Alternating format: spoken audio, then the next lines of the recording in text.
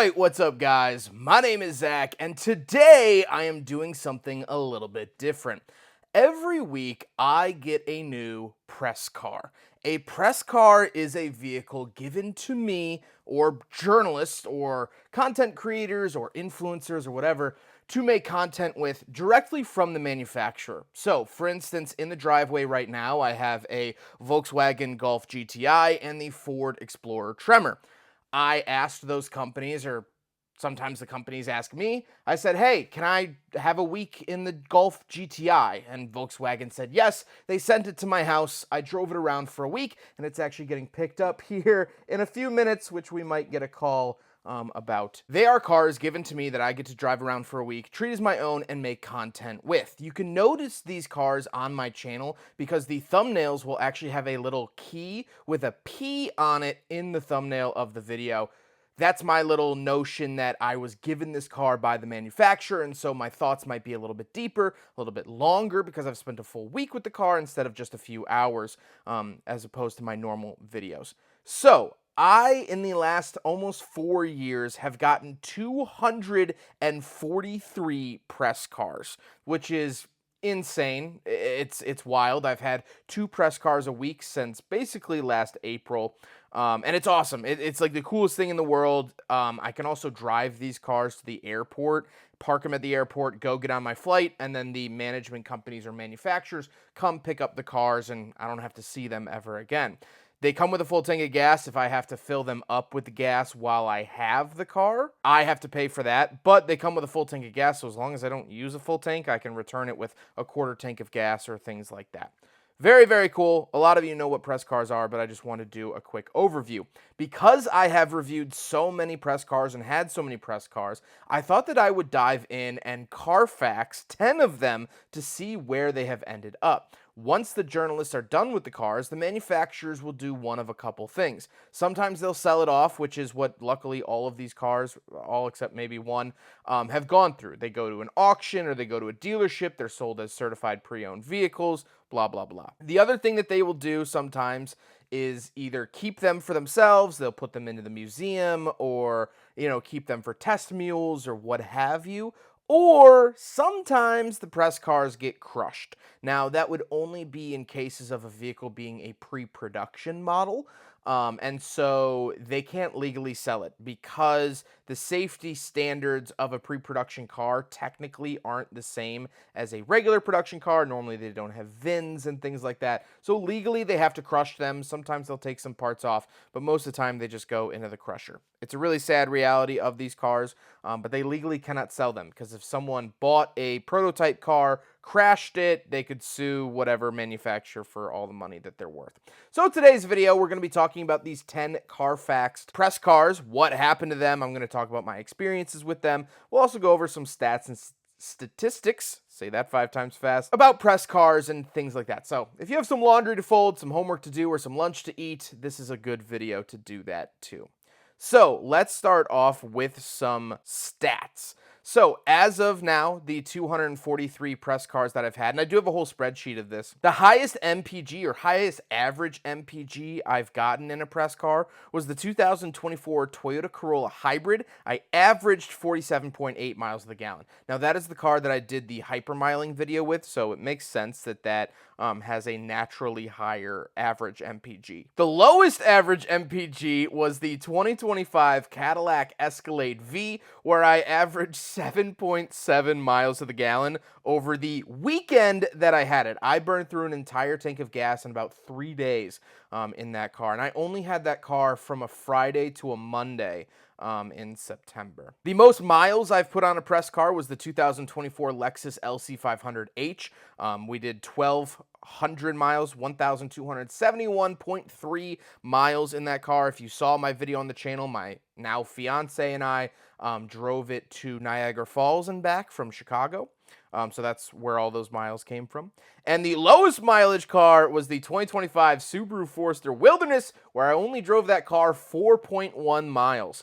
That was also last September. I was between press trips and I was only home, I think, for like a day or two. So I literally drove that car to the park where I film the reviews at, and then drove it back home. 4.1 miles in that car. I don't even think the gas meter moved.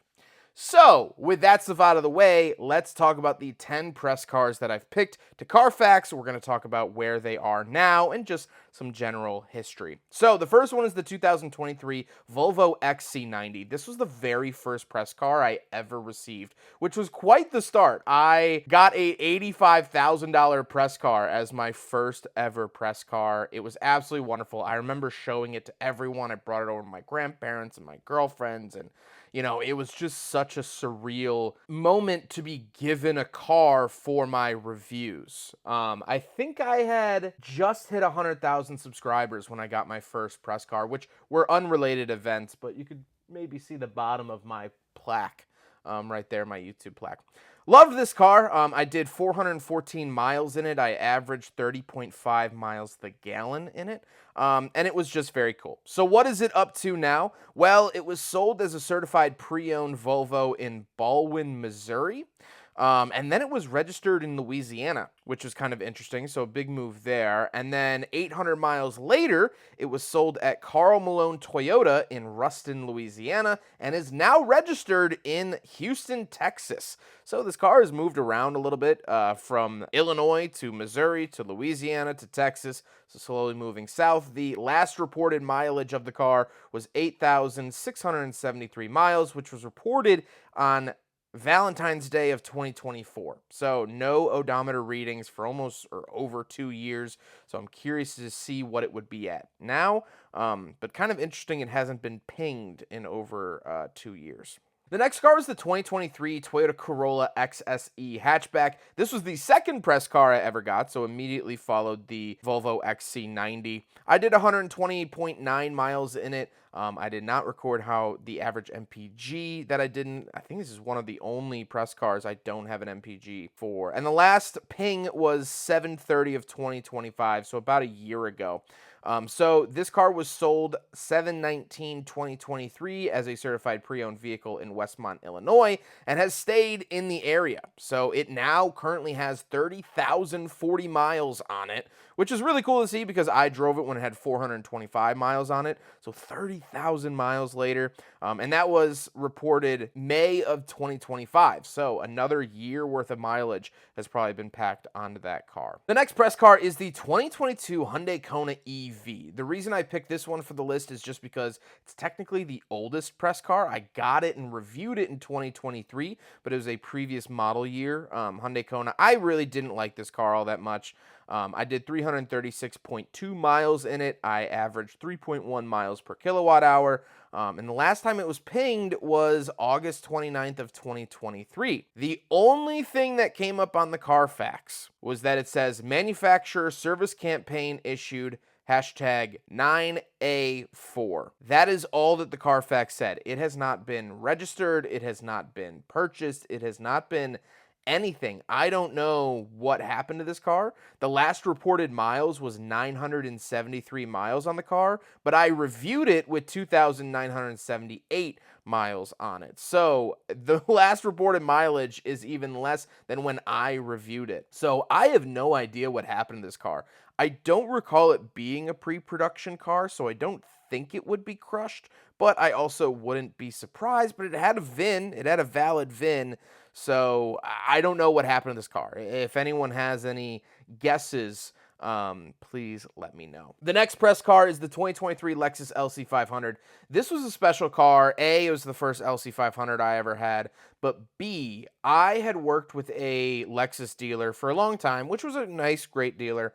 Lexus of Naperville, but they had always told me that I could not drive the LC500. They told me you could drive any car on the lot. I'd reviewed Porsches from them and Lexuses, obviously, and Mercedes and things like that. They told me I could not drive the LC500 because their insurance didn't cover test drives of a car that expensive. That was at least what they told me. So the first Lexus press loan I ever get, like 2 months into getting press cars, Lexus emailed me and they're like, "Do you want an LC500?" And it was like this very gratifying moment of like, this one person told me no, but I still found a way to get one. And driving around an LC500 was absolutely incredible. I did 398.3 miles in it. I averaged 18.1 miles to the gallon. And this actually pinged really recently. So it was sold at Westmont Toyota in Illinois. So Toyota has an agreement with their Chicago press cars that they get sold through Westmont Toyota usually. Which is pretty cool. It was then registered in Richmond, Virginia. So someone was really looking for this car. And then it was sold in June of 2026. So just this past month, it was sold in Hastings, Michigan. So it is now residing in Michigan. The last reported mileage is 11,233 miles. And that was reported on 6/15/2026. So pretty recent, which is really, really cool. And in typing the VIN online in Google, it did pull up this picture, which is the correct color combo and whatnot.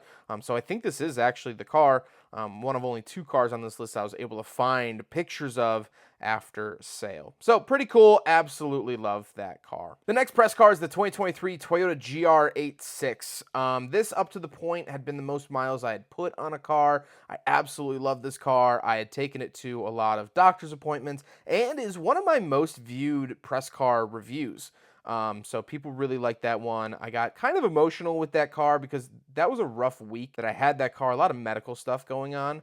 And so being able to bang it off rev limiter in between doctor's appointments was really nice. So I love that car a lot. Did 497.6 miles in it. I averaged 24.3 miles to the gallon, and the last it was pinged was 9/25/25.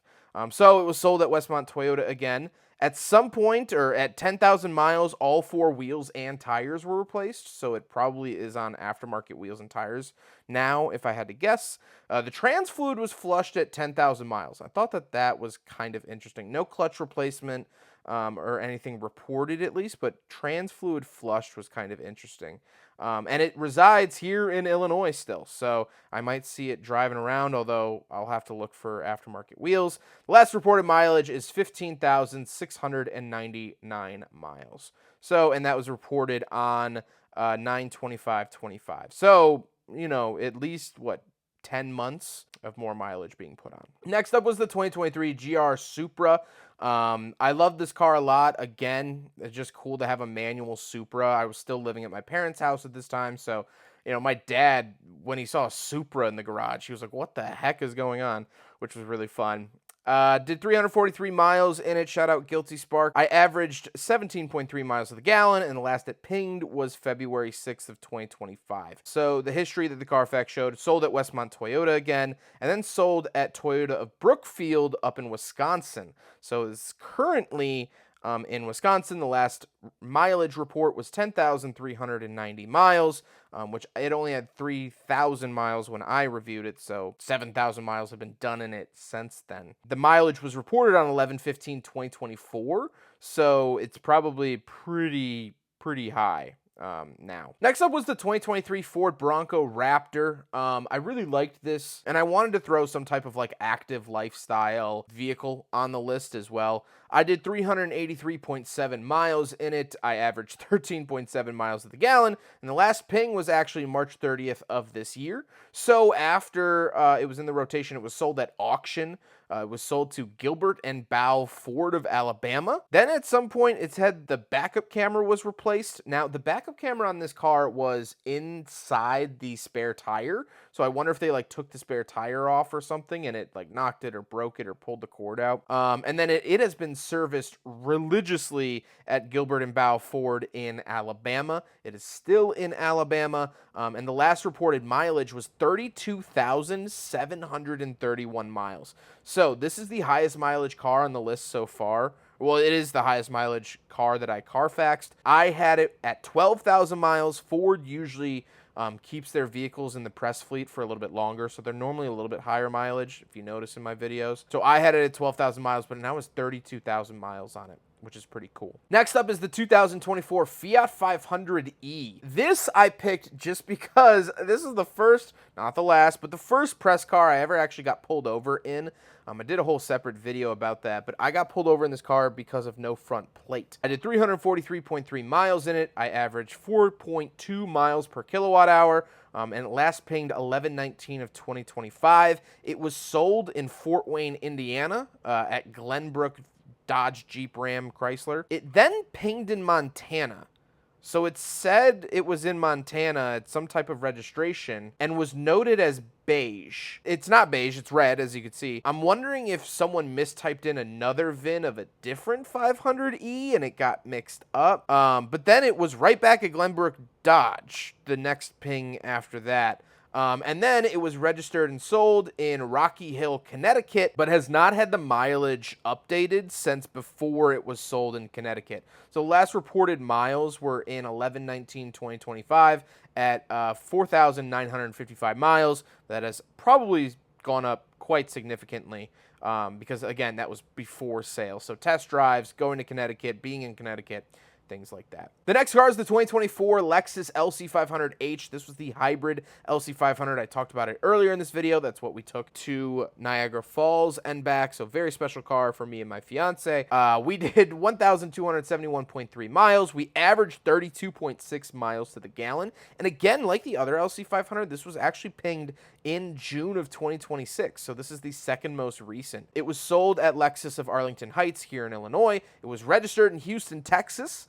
At some point, the wheel was repaired, and at some point, the 20,000 mile service was performed. Now, what's interesting is that the last reported mileage is only 9,543 miles, and that was reported on June 5th of 2026.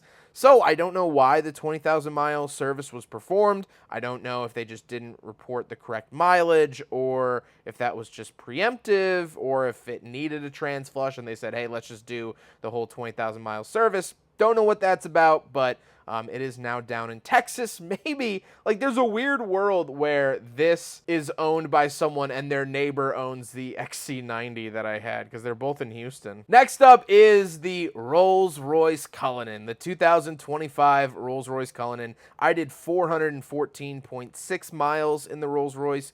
I averaged 16.8 miles to the gallon, and the last ping, actually, no, this is the most recent one then, was June 16th of 2026. So it was originally managed out of Manhattan. So this car was brought to Chicago only for a few weeks. Me and Matt from Downshift and maybe Savage Geese got the loan of this car, but then that was it. This was not a loan that every journalist got because they brought it out from New York, let us review it, and then they brought it back to New York. So it was really from the New York fleet. It was then sold at McLaren of Charlotte, North Carolina, which I thought was kind of interesting, and it was registered in Melbourne, Florida. It was sold for $420,000 from McLaren of Charlotte. And actually what was cool is, again, typing in the VIN, I was able to find the actual for sale photos of the Cullinan. So here's the car well after I reviewed it. It's just so bizarre seeing photos like this. Like, it's almost like, I guess, well, I've never had an X, but I assume it's like seeing photos of an X and what they're up to now. So that was kind of cool to see. Obviously, I put this on the list because it was hands down the most special press car I've ever gotten, and still is talked about to this day. Like, I had a conversation with my parents' friends about this car like a week ago, and I had a loan of it over a year ago. Last reported mileage was 6,365 miles, and that was reported on 6/16 of 26. So pretty low mileage. I don't expect the Cullinan to really get huge mileage, but just sort of interesting. Last but not least, you might have counted and said, Zach, that was 10 press cars. Well, I have a bonus car to report. So years and years and years ago, about 2018 or 2019, I reviewed a 2004 Harley-Davidson F250. Not a very special review, not anything too crazy or interesting, but if you know anything about those trucks, they have a special badge in the center console that has the VIN on it. So I ran that through Carfax, and boy, has this truck been run through. My friend, when I reviewed it, was owner number 8, and it is now on owner number 10. So the owner number 9 registered it in Kenosha, Wisconsin in 2020, and then pretty quickly sold it to owner 10, who registered it in Lawson, Missouri in 2020, and that's the last time that the truck has come up on Carfax. So either the person's doing the maintenance themselves, or it's off the road in some capacity. The last reported mileage in 2021, mind you, so 5 years ago, the reported mileage was 191,822 miles. So I thought that I would throw that in at the end just because I had the VIN. I don't like record VINs of cars. If I've ever reviewed your personal car, I'm not writing down the VIN. I don't know what it is. I don't care about what it is. But with these press cars, they send you the Monronis or window stickers, and they have the VINs on them. So I was able to do this research. I hope you guys enjoyed this video. I hope you guys enjoyed this walk down memory lane. I hope to make this maybe not an annual tradition, but maybe every few years, just kind of updating and seeing where these past cars have ended up. I am shocked that none of them have been crashed or wrecked, at least notably on here.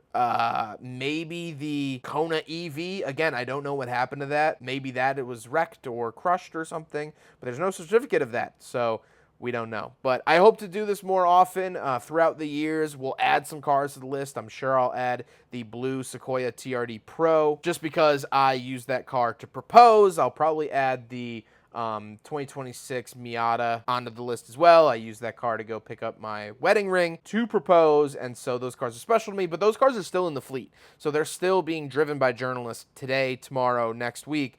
And so it'll probably be a few years before we get anything super interesting on those cars. But that is it so far. I hope you guys enjoyed the video. I hope you guys found this somewhat interesting, and I hope you enjoy the reviews coming out next week. So take care, everyone.